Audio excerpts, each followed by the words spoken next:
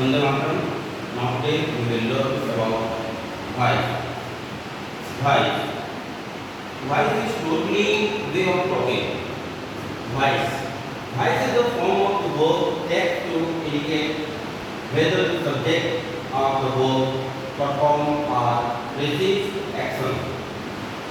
Then there are two types of voice. We have active and passive voice.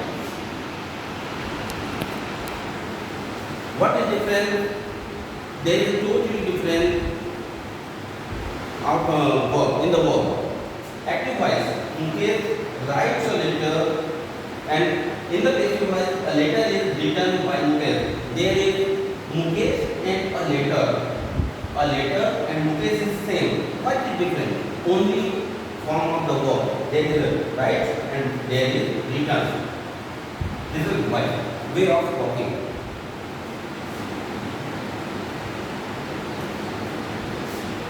What's quality between active voice and passive voice?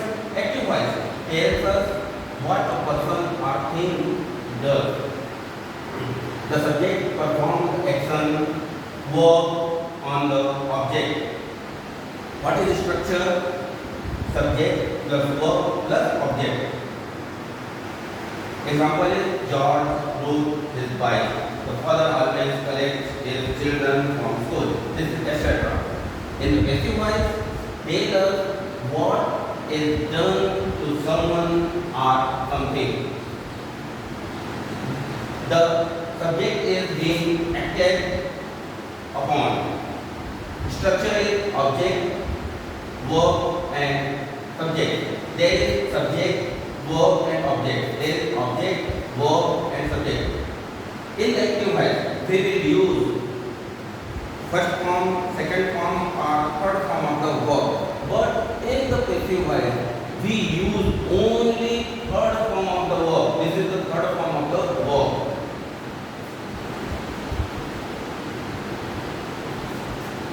What change we will do to change active to passive? If we are going to active voice and passive voice. In subject में subject I, it will be me, we, you, he, him, she, her, they, them, it, who, whom.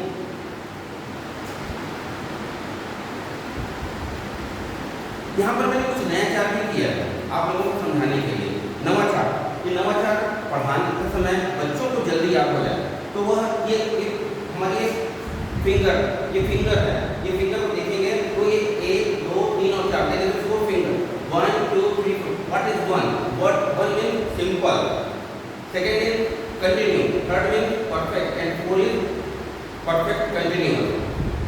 अर्थात ये चारों उंगलियां हमारे 10th के प्रकार के चारों भाग हैं। अगर चारों भाग से कैसे बात समझेंगे तो जब आप एक्टिव से पेसिव वॉइस की ओर बढ़ते हैं तो एक्टिव से पेसिव वॉइस की ओर जब बढ़ते हैं तो हमको सहायक क्रिया की आवश्यकता पड़ती है।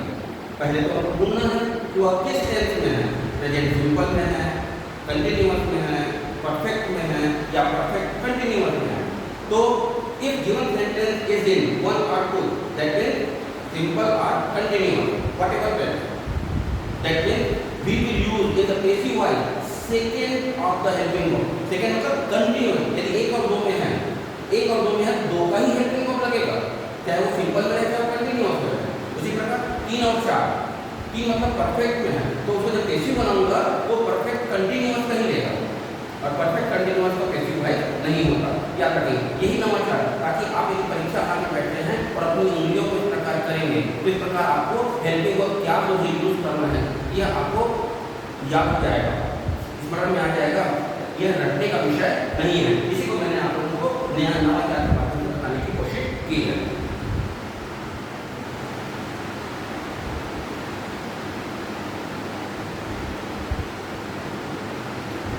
यहाँ पर कुछ हम एग्जाम्पल देखते हैं। एक्टिव वॉइस के बारे में बताया गया है यहाँ पर कि ये मैंने आपको पूर्व में बता दिया है और ये इसका रूल्स होता है structure subject plus verb plus object और यहाँ पर ऑब्जेक्ट पहले रहेगा, वर्ब का थर्ड फॉर्म रहेगा और सब्जेक्ट रहेगा। तो सब्जेक्ट के बीच में यहाँ पर हम बाई का उपयोग करते हैं और ये ये बीच में यहाँ पर हम हेल्पिंग वर्ब का उपयोग करते हैं।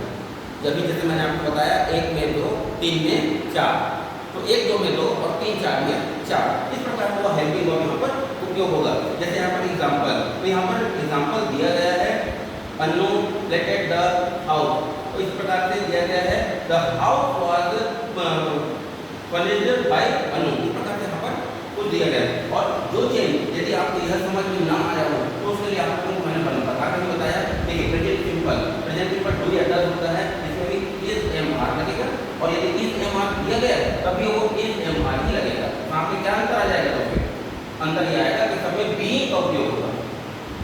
तब में हम यदि कंटिन्यूअस में है तो इस प्रकार हम बीइंग का उपयोग करेंगे। 3 में 4 बोला हूँ, प्रेजेंट परफेक्ट हैज और हैव, यहाँ पर हैज बीन हो जाएगा।